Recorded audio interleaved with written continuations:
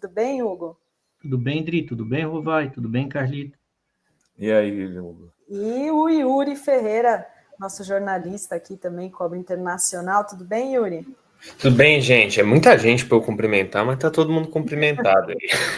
É isso aí. E antes de liberar o Carlito, deixa eu trazer o superchat do Saulo. Por que a esquerda não informa que a direita liberal e bolsonarista quer acabar com essas conquistas dos governos Lula, como Bolsa Família, ProUni, Farmácia Popular, MEI, etc.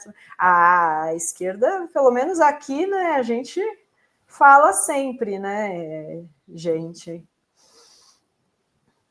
E, Carlito, então, tá te liberar. Obrigada, viu? Obrigado vocês pelo convite mais uma vez e pedir o pessoal para sintonizar às 13 horas a Cidade FM, que eu estou lá também fazendo comentário, só que aqui local.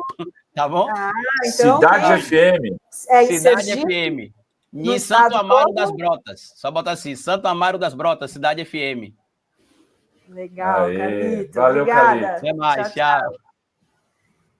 Bora então falar dessa caça aos imigrantes, né? Do Trump, né? Começar. Eu ouvi com um artigo do Yuri, né, Yuri? Você faz um artigo falando sobre o impacto que essa crise, essa perseguição aos imigrantes pode trazer para a política econômica do próprios Estados Unidos, né? Então, fala um pouquinho rapidamente sobre isso, aí a gente já passa para o Hugo fazer também um comentário. Pois é, né, Dri? A gente fez esse artigo na Fórum, baseado também em muita coisa que saiu na própria imprensa dos Estados Unidos. Basicamente, 5% da força de trabalho nos Estados Unidos está relacionada a imigrantes que estão em situação irregular lá no país. Então, você vai ter diversas áreas que vão ser profundamente impactadas por essas medidas anti-imigração do Trump. Acho que duas são as principais, eu acho que causam mais impactos econômicos. A primeira, na agricultura, se estima que 20% dos trabalhadores da agricultura nos Estados Unidos eles estejam em condição irregular de cidadania. E a outra área é a construção civil, que é muito importante para o desenvolvimento do país, para a reforma, para obras no geral. Muitos brasileiros, inclusive, que estão ali na região de Massachusetts, Nova Jersey, etc., trabalham nessas áreas. E tem uma expectativa entre os economistas que, caso essas medidas de perseguição contra os imigrantes ao redor de todos os Estados Unidos podem acabar causando um impacto nos salários e nos preços dos alimentos dos Estados Unidos. Então, basicamente, produtos que precisam de colheita e que não vão ter imigrantes para fazer essas colheitas, vão ter que subir o preço porque você vai ter que aumentar o pagamento para fazer esse tipo de trabalho. A mesma coisa na construção civil e em diversas áreas da economia dos Estados Unidos. E qual que é a preocupação que isso traz, né? Os Estados Unidos, quando ele sofre com um problema inflacionário, ele gosta de exportar essa inflação para outros países. A gente já viu isso, por exemplo, no ano passado e nos anos anteriores, quando o Federal Reserve, né, o Banco dos Estados Unidos, o Banco Central dos Estados Unidos, aumentou taxas de juros, e isso fez com que o dólar aumentasse em outros países do mundo e causasse, enfim, uma inflação ao redor do planeta. Então, os Estados Unidos têm essa capacidade. Essas medidas do Trump, que afetam brasileiros, mexicanos, enfim, pessoas de diferentes nacionalidades que cruzam para os Estados Unidos para tentar uma vida nova lá, acabou também criando pânico, porque pensa assim, você trabalha na agricultura e você está numa situação irregular e sabe que muita gente está nessa situação irregular. Você não vai trabalhar, você tenta fugir da imigração a qualquer custo, porque essas operações de pegar imigrantes são cada vez mais intensas em diversas cidades, Chicago, Nova Jersey, Nova York, Newark, etc. Então, tem essa preocupação muito grande com os impactos econômicos dessas medidas anti-imigração do Trump.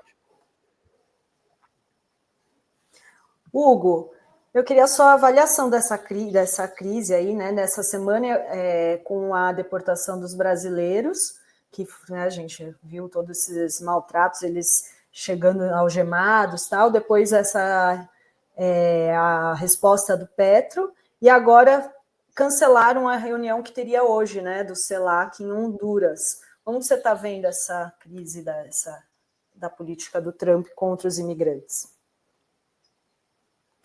Bom, eu acho, primeiramente, gente, que tem uma política do Trump de entrar chocando.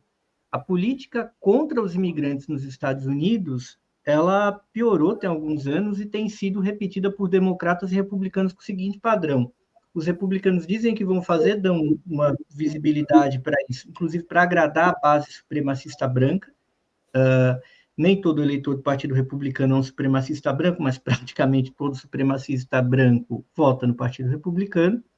Enquanto, quando os democratas entram no poder, eles fazem na surdina, mas oferecem números muito relevantes. Eles não têm intenção de dar publicidade. Mas o governo do Joe Biden, ele foi recordista de deportações. Foi uma coisa impressionante.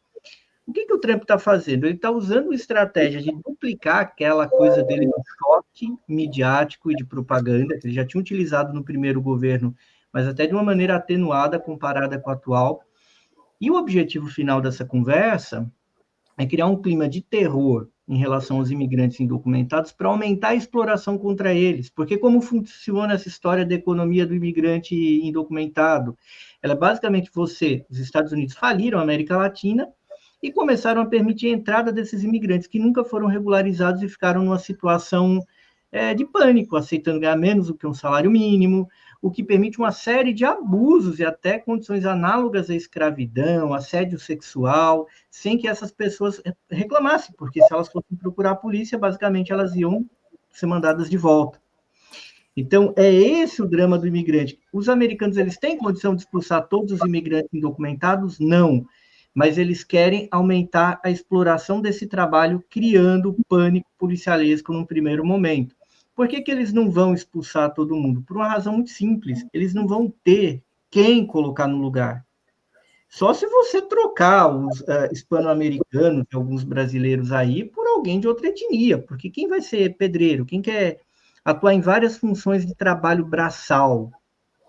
Não existe essa figura. O que o Trump está querendo é criar um pânico em relação a esse setor, como ele também quer criar um pânico racial para atingir aquelas pessoas que não são brancas, são trabalhadores não brancos, mas que são americanos, né, têm cidadania americana, e ele quer jogar isso. Qual o objetivo dessa brincadeira?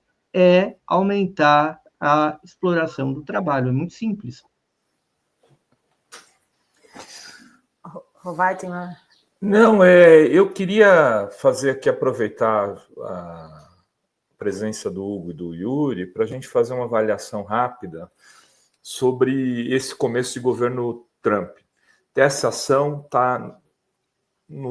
ela está envolta em outras ações midiáticas, me parecem que ele tem obtido algum tipo de sucesso, e ao mesmo tempo ladeada pelo DeepSeek, né, que foi uma coisa que não estava nas previsões ali do trumpismo, que coloca os Estados Unidos numa posição de potência ultrapassada. Né? Me parece isso, pelo menos eu sinto isso. É aquela potência que agora já está ficando para trás. Mais do que tudo foi o que essa crise do DeepSeek parece que colocou na mesa, no tabuleiro do jogo. E exatamente o oposto de tudo que o Trump está tentando vender. Como que o trumpismo pode administrar isso nos próximos dias, se é possível, ou se essa crise veio para ficar e ele vai ter que lidar com isso, disputando a primazia americano, tentando resgatar a América aí na lógica do gargantismo. Quem vai primeiro? Vai, Yuri. Olha, eu acho, Rovai, que o Trump está fazendo nesse primeiro momento uma estratégia de política que é, na verdade, uma estratégia de comunicação, né? Essas medidas que ele está implementando, essas ordens executivas, etc., elas não têm efeito prático, político nenhum, mas têm um efeito comunicacional muito grande, tanto é que a gente está aqui discutindo essas possibilidades, e lá nos Estados Unidos a impressão é de que, os democratas estão quietos, eles não têm capacidade de responder às ofensivas que o Trump está fazendo. Simultaneamente, essas ofensivas ainda, por exemplo, demonstraram alguma incapacidade de serem realizadas, como a gente viu com o caso do Petro na Colômbia. O Petro conseguiu impor uma agenda em cima do Trump e o Trump acatou. O que não se esperava, na realidade, né? Se esperava que o Petro acatasse e, enfim, o Trump conseguisse exercer força em cima da pobre Colômbia frente ao gigante Estados Unidos. Eu acho que essa questão do DeepSeek, essa questão da tecnologia chinesa, é mais um alerta para o Trump de que as bravatas podem até funcionar internamente. Ou seja, a população dos Estados Unidos pode estar acreditando que o Trump vai fazer uma revolução de extrema-direita no país e fazer a América grande novamente. Mas a realidade não é os Estados Unidos, a realidade é o mundo inteiro. O DeepSeek, o Petro, a Sheinbaum no México e uma série de outras ações, o Putin, que também não está aceitando de mão dada o acordo sobre a Ucrânia, uma série de questões no Oriente Médio, tem demonstrado que o Trump pode gritar muito, mas conseguir fazer não é necessariamente tão simples assim. E, de fato, a inovação que o DeepSeek apresentou nem sequer, acho que, apresenta a totalidade do problema, porque o Trump ele vai, por exemplo, já mandou, e tem gente da NVIDIA que está dentro dessa relação, que vai sancionar ainda mais os chips dos Estados Unidos para a China, ou seja, a China ainda vai ter menos acesso aos chips, só que é a falta dos chips que fez o DeepSeek ser decidido. É na dificuldade que você gera inventividade. Hugo Albuquerque. É verdade. A questão de DeepSeek ela é fundamental pelo seguinte: primeiro, ela é uma inovação tecnológica onde os chineses fizeram mais com menos. Segundo ponto, ela foi feita em código aberto, o que permite uma democratização desse conhecimento e o desenvolvimento compartilhado por desenvolvedores, programadores no mundo inteiro, que é diferente do que estava rolando, que eram grandes corporações americanas com um código fechado, tocando as inovações da tal da IA, né? Os chineses, eles bateram no contrapé e eles atingiram uma outra coisa, um outro fator que vale para a IA, mas vale para a tecnologia de um modo amplo e vale para toda a economia americana, que é a sobrevalorização e inflacionamento das ações dessas empresas. Porque tem empresa aí que não entrega, por exemplo, a Tesla, do Elon Musk. Eu costumo dizer, quantos Tesla você vê na rua, né? Seja um modelo luxuoso, seja algum modelo popular que não existe. Você vê BYD. Porque o que justifica a ação da Tesla ser tão valorizada? Então, a economia americana está girando em torno de uma mentira que passa pelo chamado mercado de capitais, pela bolsa. E o DeepSeek atinge isso daí, tanto que as ações lá da NVIDIA, elas basicamente derreteram ontem, porque, na verdade, esse gesto chinês mostrou que os pés ali da indústria de tecnologia americana é de barro. Uma indústria de tecnologia que não está entregando a tecnologia à altura, tem entregado muita conversa e muita peça de marketing, que, no fundo, está interligado com o aparato de segurança e também militar. Vide o Peter Thiel, que é um dos grandes eminências pardas desse governo do Donald Trump, que é um filósofo, e é um grande... Eu até escrevi um artigo, foi publicado ontem lá na Jacobina, como ele é o cara central desse governo. Perguntar, né? Esquece Steve Bannon, a nova, né? Vamos falar quem é a nova figura-chave. Pois é, e o Bannon nunca foi, mas ainda dava para dizer, agora o Peter Thiel ampliou o poder dele, e ele é um oligarca da área da tecnologia. Ele é um cara que, basicamente, colaborou para o Mark Zuckerberg virar o dono único do Facebook, depois construiu o império da Meta, adquirindo ali o Instagram, o WhatsApp, e ele é um cara que articulou para o Elon Musk comprar o Twitter. Então, aí vira o X, vira essa porcaria, o X, né? Mas é uma articulação desse cara. E ele tem ligações com a CIA, são ligações públicas, gente. Está lá na Forbes, está lá. A empresa dele não só é financiadora da comunidade de inteligência americana, como ela foi financiada inicialmente. Então, ele é um engate entre aqueles IUPs ali do Vale do Silício com a comunidade de inteligência americana.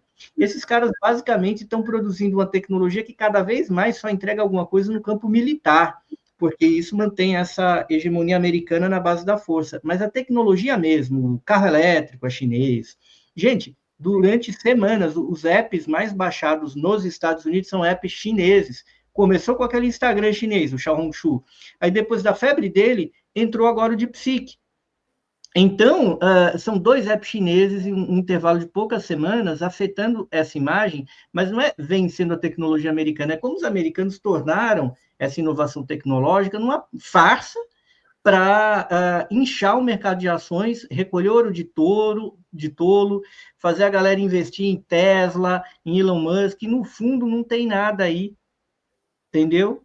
Essa é a grande crise da coisa, e os chineses, eles expõem essa mentira do governo do Trump, que não é um desenvolvimentismo, é um discurso desenvolvimentista industrial de direita, que no fundo ele é neoliberalismo 2, 3.0, porque ele está falando de papel aí que, na verdade, não vale o que dizem que vale. Tem uma pergunta aqui da Débora Bianchini, que ela diz: Dri, qualquer similitude com a caça aos imigrantes irregulares nos Estados Unidos, a caça aos judeus na Alemanha não seria nazismo puro? Essa história já vimos. O que vocês acham? É que é engraçado, né? Porque antes do nazismo na Alemanha, não tinha segregacionismo na Alemanha. Os nazistas, eles copiam e ampliam o segregacionismo americano. Qualquer historiador sério sabe disso. Então, onde é que os alemães estão olhando? Eles estão falando, como a gente resolve o problema racial? Como a gente cria um inimigo racial para resolver a questão de classe? O exemplo que havia na década de 30 era os Estados Unidos da América, gente. E eles copiam, na verdade, os nazistas que são americanistas do jeito deles, não o contrário. Não o contrário. Então, a política racial americana, que é um país onde existe uma política extremamente racializada da parte de todos os grupos hegemônicos, isso inspirou o nazismo, isso inspirou o fascismo em determinado momento da história e inúmeros movimentos de extrema-direita, como os movimentos de extrema-direita da Europa, porque a extrema-direita da Europa, antes dos anos 30, ela era mais europeia, falava de catolicismo conservador, monarquia, mas não era um racismo que girava nesse tom. Quem cria a moderna segregação são os americanos. E eles simplesmente estão fazendo o que eles fazem, né? Desde muito tempo. E acho que tem uma coisa a adicionar, né, Hugo, que é o avanço do Elon Musk, né, que também é uma marionete ali, um sujeito, uma ponta de lança dessa extrema-direita do Vale do Silício, avançando para a Alemanha, né? O Ivan tem feito uma cobertura muito boa aqui na Revista Fórum sobre o avanço da extrema-direita na Alemanha e o papel preponderante que essa extrema-direita estadunidense está impondo dentro da Alemanha. Então, esse discurso anti-imigrante, esse discurso de reconquista, que já vem desde o Brexit, não é novo, é um discurso que está aí há muito tempo, desde os tempos do Le Pen pai, lá nos anos 90, mas essa é a nova forma, o novo inimigo comum é o imigrante. Mesmo que o imigrante seja o cara que trabalhe e que mova a economia do país, ele vai se tornar esse inimigo comum na Europa e nos Estados Unidos, né? Aqui no Brasil isso ainda não chegou, mas tem gente que ensaia também falar mal dos imigrantes aqui no Brasil. Não chegou no Brasil, nas regiões mais centrais, mas você tem um discurso anti-migratório muito pesado ali no Acre, no Amapá, ali nos estados do Norte. Inclusive, o Norte faz uma inflexão à direita, né, nos últimos anos, muito motivado por o que eles chamam de invasão venezuelana, esse discurso anti-boliviano. Então, é preocupante, sim, e a gente já começa a ter alguns indícios de que isso pode vir a se tornar um problema no Brasil também. Eu acho que isso vai depender muito de como outros países latino-americanos conseguirem melhorar ou não a sua economia nos próximos tempos. Enfim, na Argentina eu percebi isso claramente. Na última vez que estive lá, tinha já um problema anti-migratório, um discurso anti-migratório bastante forte. E aí, aliás, o Milei está falando em fazer 200 metros de cerca, né? O cara... Vocês viram essa notícia, Yuri? Gente... Já que não tem muro, vamos fazer cerca. Já que não é de não sei quantos quilômetros, põe 200 metros. Mas ele quer evitar o quê? A entrada de bolivianos. O discurso oficial, né, é conter a entrada de bolivianos e conter a entrada de drogas, né? São 700 quilômetros de fronteira, mas esses 200 metros eles vão garantir que não vai passar droga. E a Burrit deu uma declaração, uma rádio argentina ontem à noite, que está sendo repercutida, a gente deu aqui na Fórum também, sobre o reforço de segurança na fronteira Brasil-Argentina, ali na província de Misiones, que faz fronteira com Paraná, Santa Catarina e Rio Grande do Sul. Acho que alguém tem que avisar a Burrit também que os imigrantes que estão vindo são argentinos para cá e não brasileiros para lá, né? Mas é uma desculpa sobre a questão do tráfico de droga, que realmente se tornou uma pauta muito importante lá na Argentina. Você acha, Hugo, que essa cerca do Milei aí pode ganhar contornos maiores nos próximos tempos? Ele pode subir esse cavalo branco aí? Não, o Milei, ele realmente entregou a Argentina. Ele age como um administrador de massa falida. Acho que é uma postura lamentável de parte do campo progressista argentino, que não faz uma oposição à altura do que ele tem feito. Eu vejo a Argentina paralisada, vejo ele capaz de também haver um levante, reprimir com dureza. A Argentina a Argentina quebrou na mão dele. Ela basicamente se tornou um cavalo de Troia da finança ocidental, porque está vivendo de empréstimos gigantescos do FMI, o que pode inviabilizar um governo futuro. Porque como é que um presidente vai administrar a Argentina fazendo uma política real com esses empréstimos do FMI dessa ordem?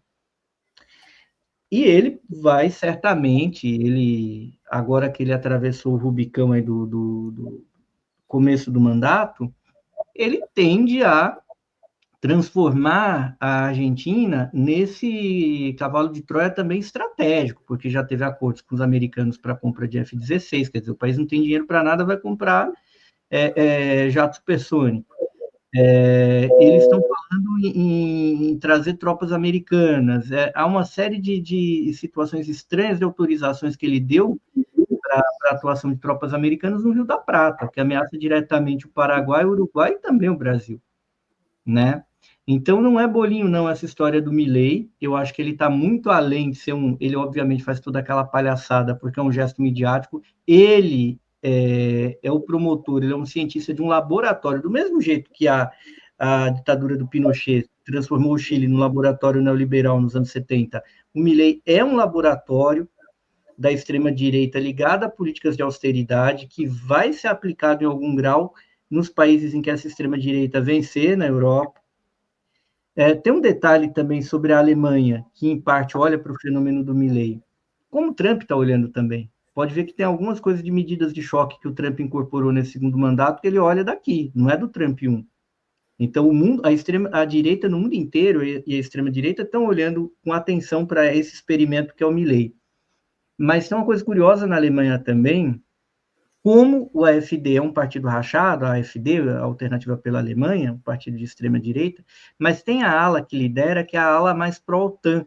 Então, na verdade, o Musk e essa turma do Trump querem fortalecer essa ala que indicou a candidata a primeira-ministra, Alice Weidel, em detrimento de uma outra ala que é anti-OTAN.